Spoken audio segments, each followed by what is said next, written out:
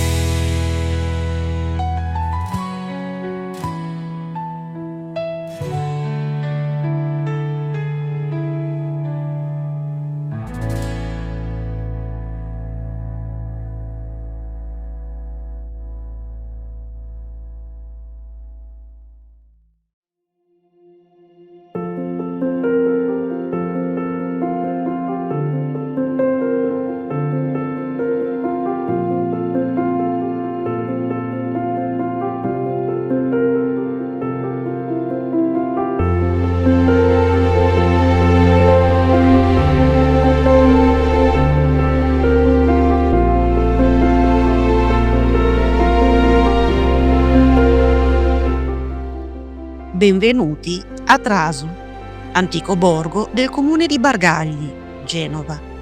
Un luogo dove la storia affonda le radici in un passato così remoto da perdersi nella notte dei tempi.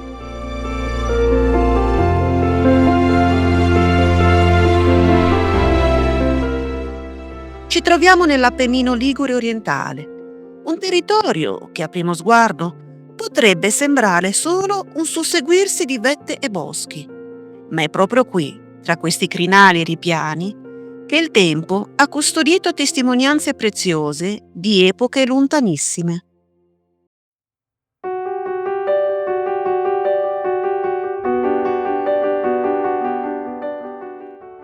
Immaginate cacciatori-raccoglitori che circa 11.500 anni fa, subito dopo l'ultima glaciazione, popolavano queste montagne. Le loro tracce, reperti di industrie litiche come schegge, lame ed altri strumenti, sono state scoperte in un'area ristretta tra i 700 e gli 850 metri sul livello del mare, un percorso che va dal passo Monte Bastia al passo Monte Becco.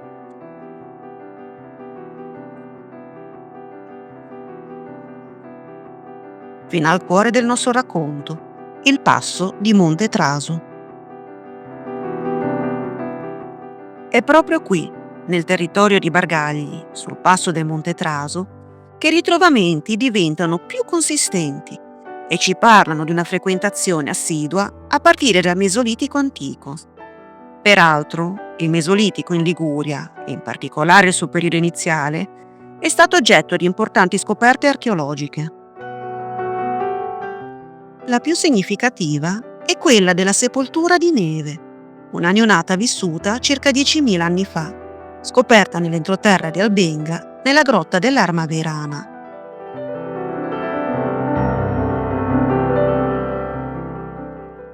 A Traso, strumenti in diaspro rosso come lamelle, grattatoi e bulini ci raccontano di un bivacco di caccia strategicamente posizionato, un punto dominante vicino a un passaggio obbligato e a una sorgente. Tali informazioni le dobbiamo ad indagini archeologiche di superficie condotte negli anni '80 dello scorso secolo e riportate nel Catalogo generale dei beni culturali. Traso non è solo un nome su una mappa, ma un vero e proprio libro a cielo aperto che ci permette di sfogliare pagine di storia che credevamo perdute. Un viaggio affascinante alle origini della presenza umana su queste montagne. Qui sono state rinvenute anche tracce di insediamenti umani di mezza costa, usati dall'età del ferro fino all'Alto Medioevo. Sono emersi reperti dell'Evo protostorico, così come una casa in legno del primo periodo imperiale romano e numeroso materiale medievale.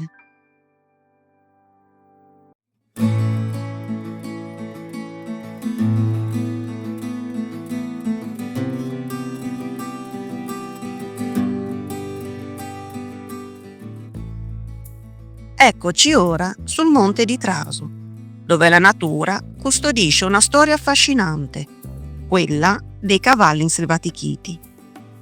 Non si tratta di discendenti diretti di specie preistoriche, ma di cavalli domestici che a partire dagli anni 70 e 80 hanno ritrovato la libertà e la loro natura più autentica, diffondendosi principalmente dal vicino Parco Naturale Regionale dell'Aveto. Questi meravigliosi animali si muovono agilmente tra le montagne, con femmine anziane a guidare e maschi a fare da sentinelle.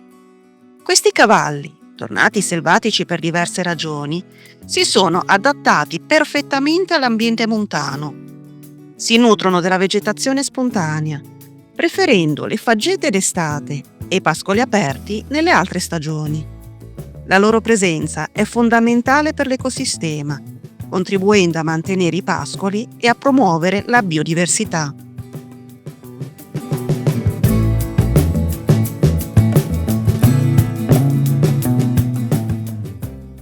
A volte, spinti dalla ricerca di cibo o acqua, o per sfuggire a predatori come i lupi, questi magnifici animali scendono a valle, arrivando persino a sfiorare i centri abitati come Bargagli. Questa vicinanza, se da un lato rappresenta un'attrazione unica e un patrimonio naturale inestimabile, dall'altro solleva questioni complesse. La convivenza tra la loro natura selvaggia e l'ambiente antropizzato è un equilibrio delicato, fatto di sfide e dibattiti.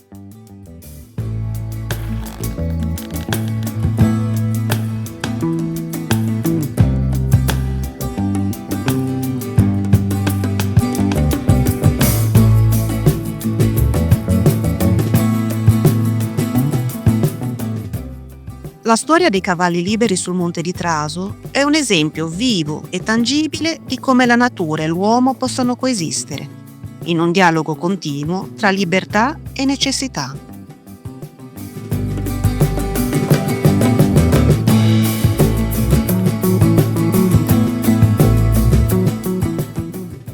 A Traso, l'amore per questi straordinari quadrupedi affonda le sue radici in tempi lontani, quando il legame tra uomo e cavallo era parte della vita quotidiana. Oggi questa passione arcaica continua a vivere grazie a persone che con dedizione e cura ne mantengono viva la tradizione. Tra loro ci sono Michela e Valentina, madre e figlia, che nel tempo libero si prendono cura con affetto di Azzurra e Akira, anch'esse madre e figlia, due splendide e docili compagne di avventure, condividendo con loro l'arte e la gioia dell'equitazione.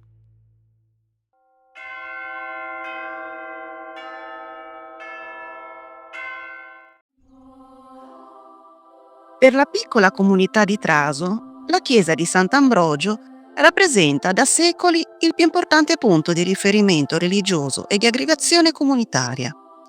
Oltre ad essere l'unica parrocchia presente sul territorio del borgo, costituisce un piccolo, prezioso scrigno di pagine di storia.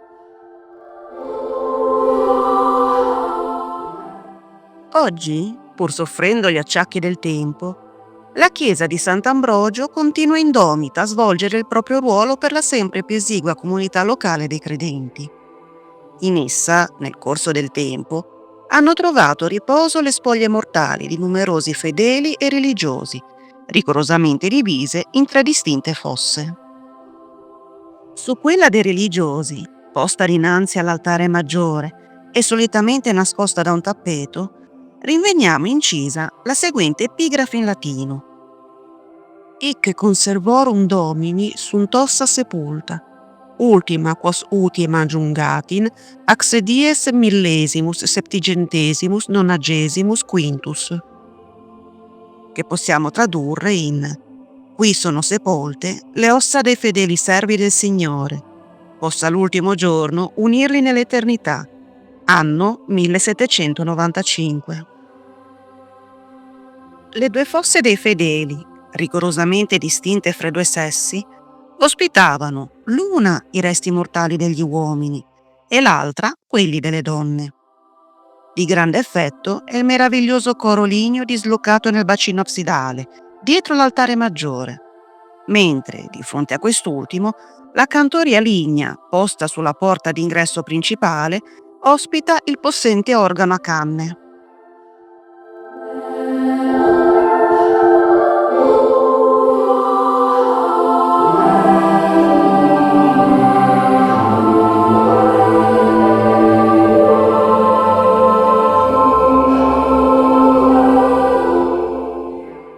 Senza voler entrare ulteriormente nel dettaglio di questo luogo di culto, cui abbiamo in verità già parlato in altro video, completiamo la descrizione del complesso religioso segnalando la presenza di un attiguo oratorio, della casa del parroco e del campanile.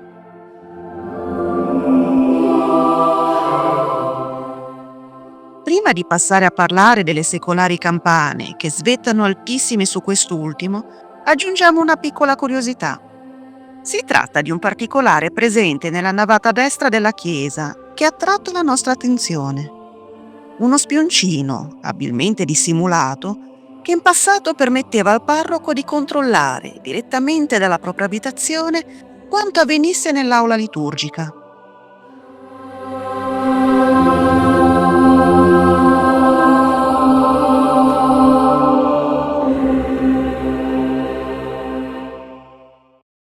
Il campanile, innalzato per la prima volta nel 1585, attraversò nei secoli successive numerose fasi di restauro, ma nel 1855, ormai compromesso da gravi problemi di stabilità, fu abbattuto e ricostruito dalle fondamenta. Un'impresa titanica per l'epoca, quando mancavano i mezzi tecnici che oggi diamo per scontati. Lo scavo raggiunse addirittura una profondità di 10 metri e una volta ultimata, la nuova torre campanaria si innalzò per ben 48 metri dominando l'orizzonte.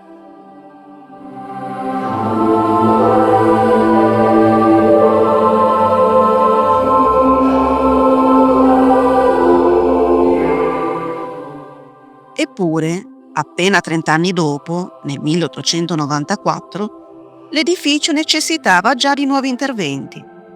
Un restauro, condotto con scarsa perizia, portò persino alla perdita di alcune statue di angeli in pietra, rimosse erroneamente. Nel corso del Novecento, la torre continuò a trasformarsi.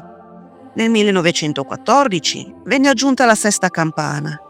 Nel 1961 sostituita l'incastellatura con robusti ceppi in ghisa e installate 2 nuove ruote per la prima e la seconda campana.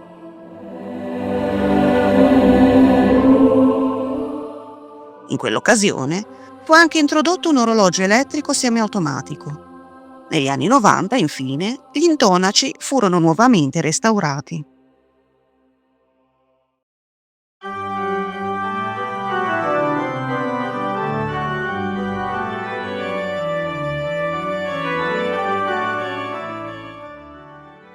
Oggi raggiungiamo il campanile attraversando una piccola porta posta accanto all'altare e ci inoltriamo in un corridoio di pietra, stretto e silenzioso.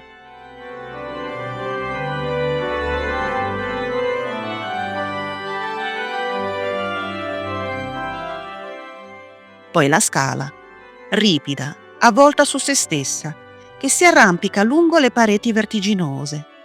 Gradino dopo gradino, il respiro si fa più lento, fino alla vetta, dove il vento accarezza le campane e lo sguardo abbraccia l'orizzonte.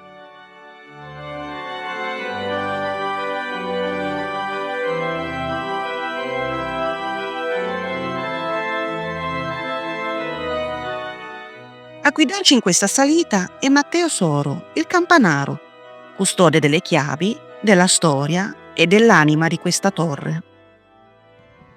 Buongiorno a tutti, mi chiamo Matteo Soro, vengo da Genova, ma sono campanaro che dalla fine degli anni '80 ho imparato a suonare le campane manualmente a Rapallo e ho portato la mia passione e la tradizione del suono manuale delle campane qui a Traso dal 1996. Ci troviamo sul campanile di Traso di Bargagli, nel quale c'è un concerto di 6 campane in tonalità di Re maggiore, fuse dalla fonderia Fratelli Picasso, e sono le prime 5 del 1871. La seconda campana, che è qui sulla mia destra, è stata rifusa nel 1881, 10 anni dopo. E la sesta campana, che è qua sopra la mia testa, è stata aggiunta nel 1914 dai fratelli Picasso di Recco. Come vedete, il suono manuale delle campane ha bisogno di una tastiera come questa, con 6 tasti, ed è collegata alle campane tramite dei tiranti che potete vedere ad esempio lì nell'angolo, con ganci, catenelle, che vengono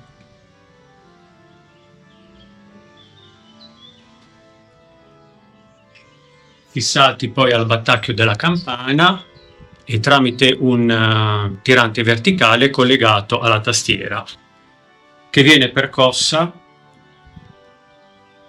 sui propri tasti da uno strumento chiamato pestello, dei pestelli, per agevolare la percussione del tasto ed evitare magari di farlo a mani nude, perché sarebbe più difficoltoso e anche più pesante.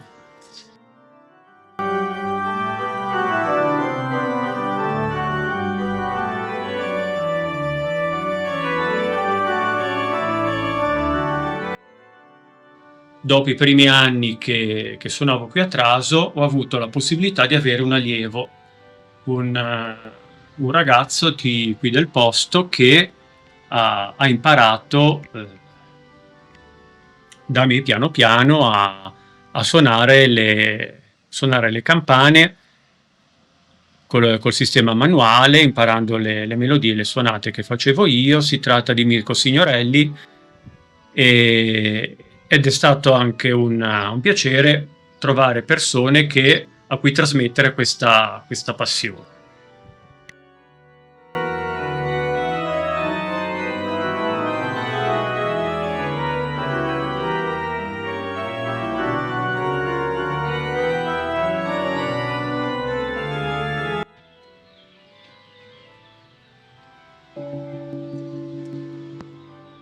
Questo è il suono della campana maggiore del concerto di Traso, è un Re 3, se vogliamo utilizzare un termine tecnico,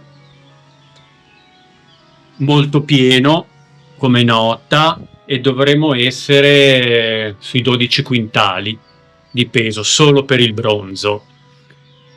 Poi la ceppatura sopra sono più o meno la metà del peso della campana, e quindi tenete conto che sono circa quasi 18 quintali che girano quando la campana è in movimento.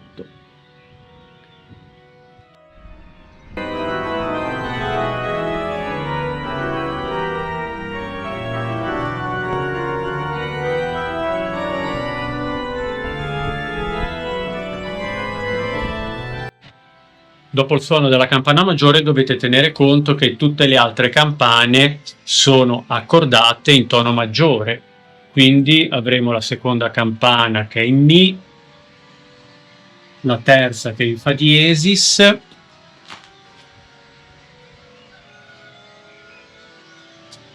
la quarta che è un Sol, la quinta che è un La, e la sesta lì vicino che è un Si.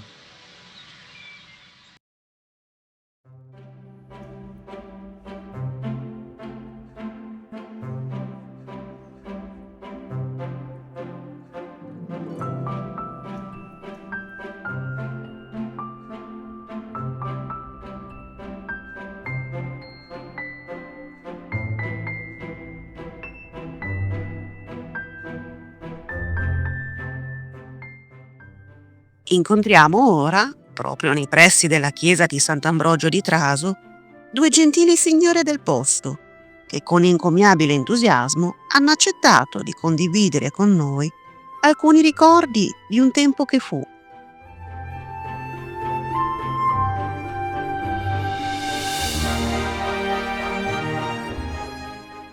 Si tratta delle sorelle Giannina e Mina Maggiolo, memorie storiche di Traso.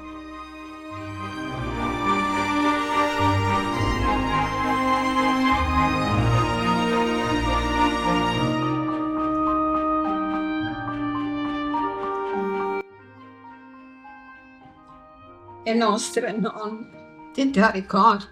A bisnonna, Questa bisnonna, questa la che a nonna, me, a Moe Gianchi. la Moe Gianchin.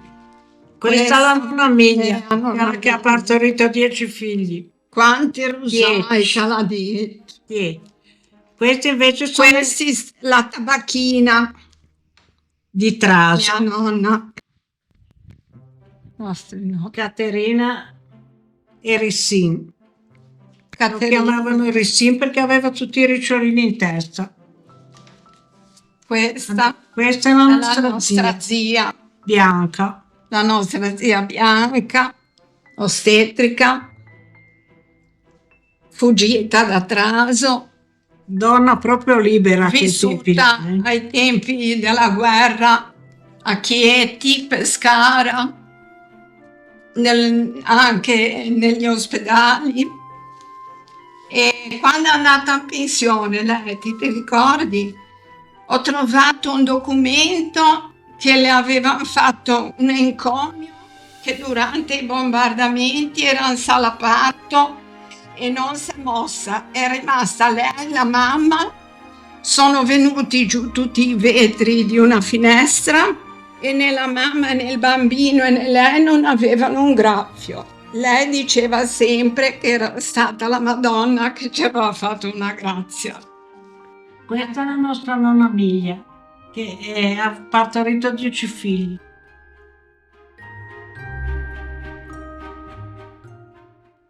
Dormivano in una grande camerata con le tende e quando partoriva mia nonna, i bambini dormivano lì, loro non si accorgevano di nulla, si svegliavano al mattino che c'era l'altro bambino neonato in braccio alla mamma.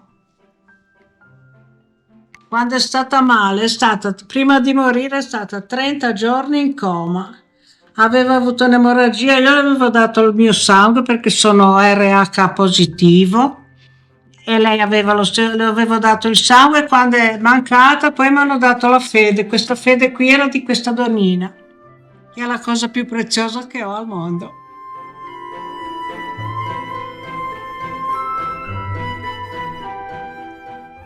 Che ricordo. Questa è la nostra Madonna del Carmine, che è Giannina. la portavano a spalla su per quella salita che adesso non siamo neanche più capaci di tirarlo fuori dalla chiesa. Tutti gli uomini la portavano su per la salita in giro per il paese. Uomini e donne, c'era tantissima gente e La festa più grossa del paese. la festa quella. più grande del paese. Sono vicina a questa mia amica, vedi questa qui. E io la odiavo perché lei aveva i boccoli, io le treccine, ero più brutta, allora le tiravo i capelli.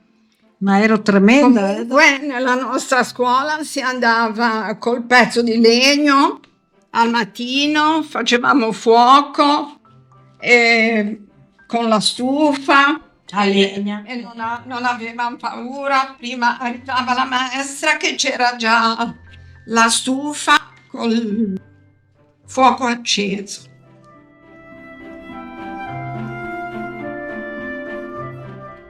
E mio papà, dopo aver fatto il militare a Venezia, era attendente a un comandante dei marinai, è ritornato a casa dopo i 2 anni che facevano allora e dopo poco tempo si è ammalato e era una meningite.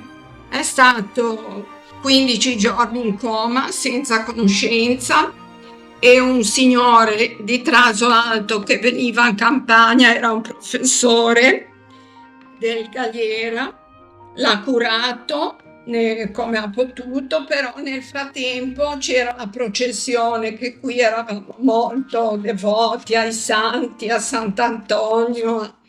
Hanno fatto la processione di Santa Teresa e il parroco ha proposto a tutte le ragazze, a tutti i fedeli di pregare per Giovanni perché era in difficoltà. E il giorno dopo mio papà ha preso conoscenza e non ha mai più avuto niente e poi siamo nate io e Gianina, che è stato un miracolo.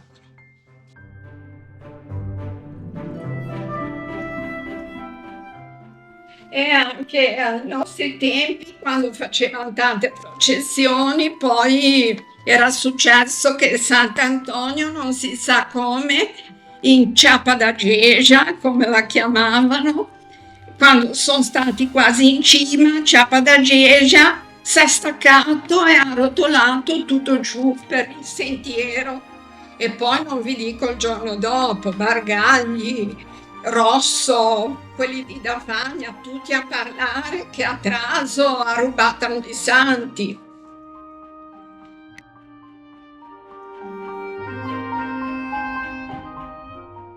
Mia nonna aveva il tabacchino qui e quando c'era la guerra i tedeschi e anche i partigiani. Di notte venivano i partigiani, di giorno i tedeschi a prendere le sigarette. E io mi ricordo che quando è stata liberata la Liguria veniva giù l'esercito americano da Sant'Alberto e noi eravamo lì nella mia cameretta che aveva una finestra, passavano sotto in questa strada e le buttavamo giù le palle di neve e loro ci buttavano su la cioccolata, che noi non sapevamo nemmeno cosa fosse la cioccolata.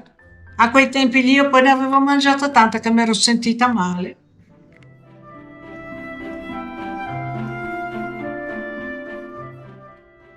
Noi conoscevamo anche Giovanni detto De Ruma che andava sempre a raccogliere i soldi in chiesa e poverino non aveva mai visto il mare. Lo chiamavamo Giovanni De Ruma, però non aveva mai visto la città di Genova, neanche il mare. Pensate. Anche se lo chiamavamo Giovanni De Roma perché abitava in questa località che si chiama Roma. Via Roma. Abitava lì, però non si era mai mosso da Traso. Lui veniva giù alla domenica, giocava a bocce, lo facevano giocare tutti volentieri perché lui le piacevano le bocce, allora lo chiamavano sempre e lo tenevamo un po' come una mascotte di Traso.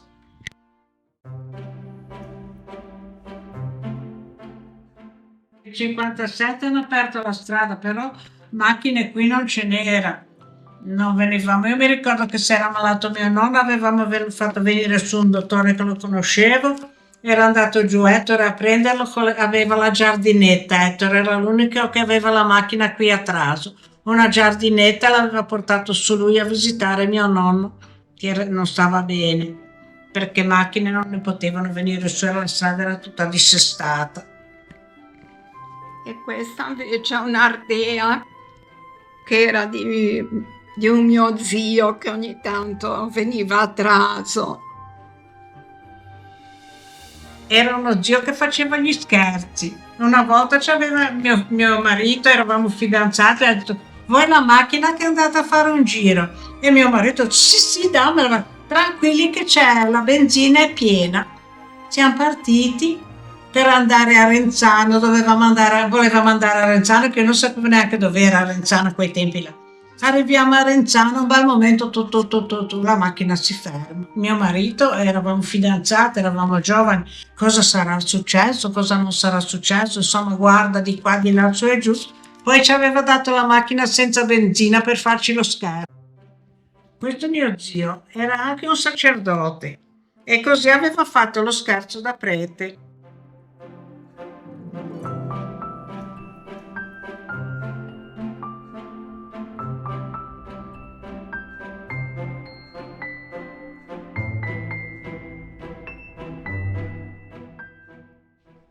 Questo è il barbiere che era sulla strada giù di fronte al macellaio quasi.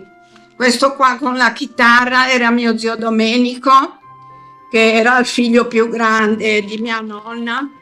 Era un po' particolare perché andava sempre a ballare a Terusso, Ciziano, Sant'Alberto, era un ballerino, anche mio padre.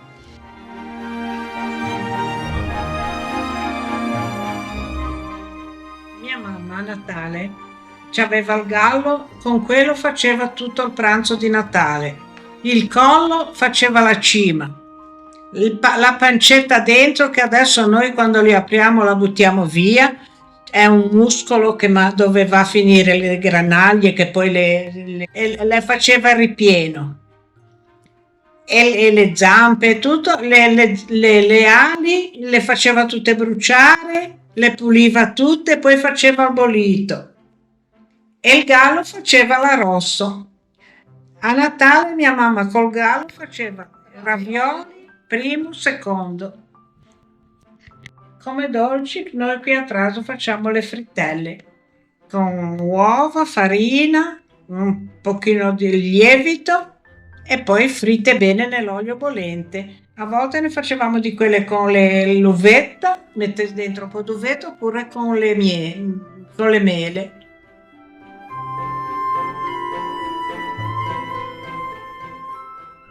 A Traso avevamo dama e tela sulle panchine del piazzale e giocavamo così.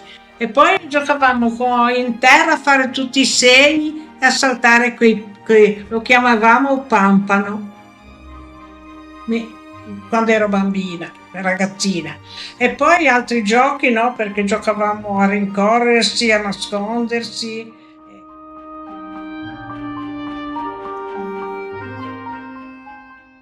Nel nostro paese poi c'erano alcuni personaggi che mi sono rimasti molto impressi, e una in particolare si chiamava Marimin e viveva con niente. Lei andava a comprare un po' di roba da Rolla, poi la portava nelle case, le dava da mangiare. Mia mamma tutte le domeniche mi mandava da lei con un piatto di pasta impastata in casa, come era di tradizione qui.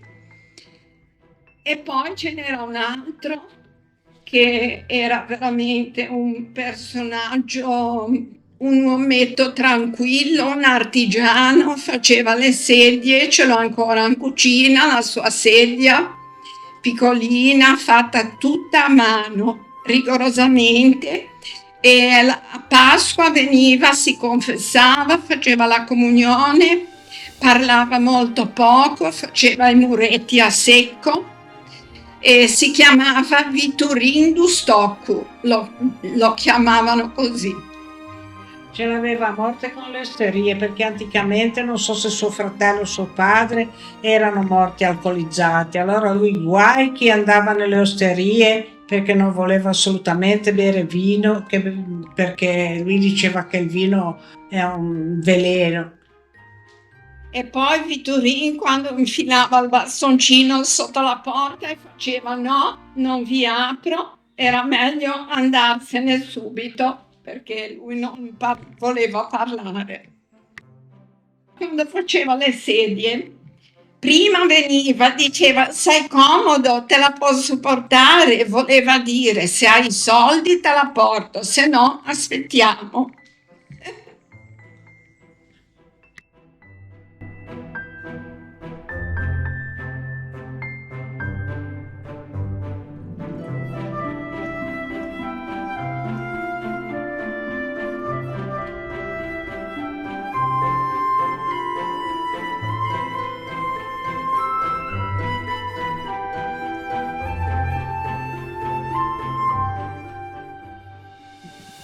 E mia nonna era religiosa, andavano tutte le donne in chiesa, tutte, però avevano un piccolo difetto, che credevano tanto nella sprenenguia, cioè una specie di fattura, diciamo, no? Che facevano ai bambini, se i bambini stavano male, hanno fatto la fattura e mia nonna ha trovato un suo borsellino dopo tanti anni che era morta, che c'era la formula, c'era scritto un po' d'olio, 3 stisse d'olio, in genovese era scritto, 3 stisse d'olio te benedisce chi t'ha maledio. Tradotto che 3 gocce d'olio e ti benedica da chi ti ha maledetto. Se l'olio si allargava vuol dire che ti aveva maledetto, se l'olio stava nell'occhietto vuol dire di no.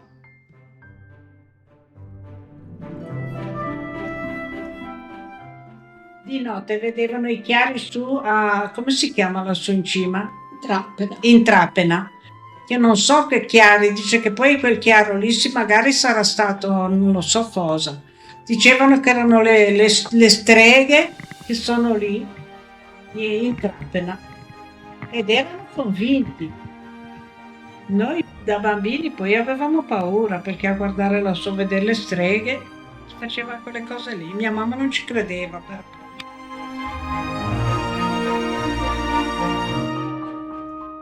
Tutta casa da Schöa, che hai spiriti? Mi avevano poi matta perché non volevo neanche andare a fare la pipì, me l'ero persino fatta addosso in prima elementare, perché mi avevano detto che in cucina c'è il maestro chi era? Era un cappellano che faceva il maestro ai bambini, a mio papà, ai quelli della generazione prima di me. E c'era uno spirito in cucina, e dicevano in cucina se che sente. E io non capivo, poi mi sono, ma cosa si sente? C'è il maestro che fa le bizze in cucina.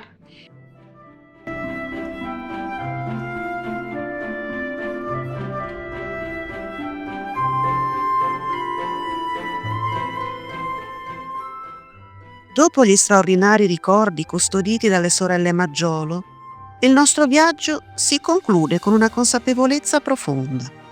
La memoria non è soltanto un ritorno al passato, ma un cammino verso le radici che ci definiscono. Radici che non possiamo e non dobbiamo dimenticare, perché come ammoniva Tucidide, una nazione che dimentica la propria storia è destinata a riviverla.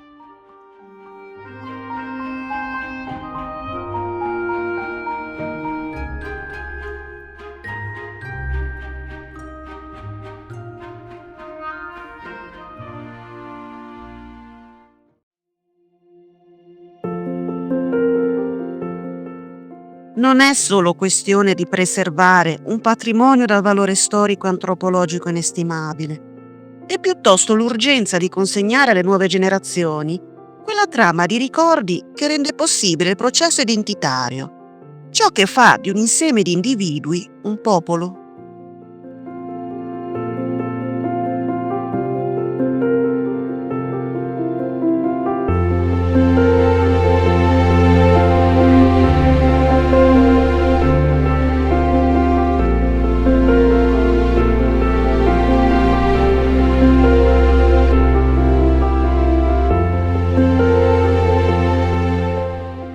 E come scriveva Italo Calvino, la memoria è il tessuto dell'identità. Senza di essa saremmo come alberi senza radici, fragili di fronte al vento del tempo.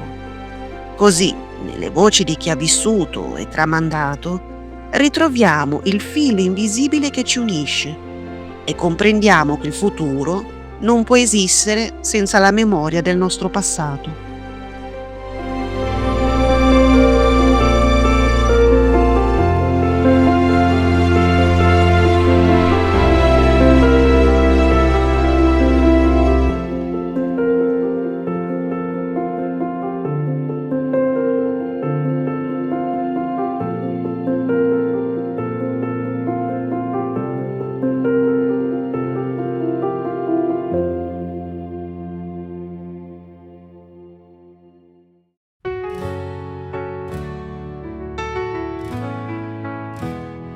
Vecchie pietre sotto il sole bruciano, respiri l'erba, i giorni si curvano, affonda qui radici e pensieri, traso sogno in un mondo di ieri, ombre lunghe sopra strade stanche, parole scritte su mura bianche.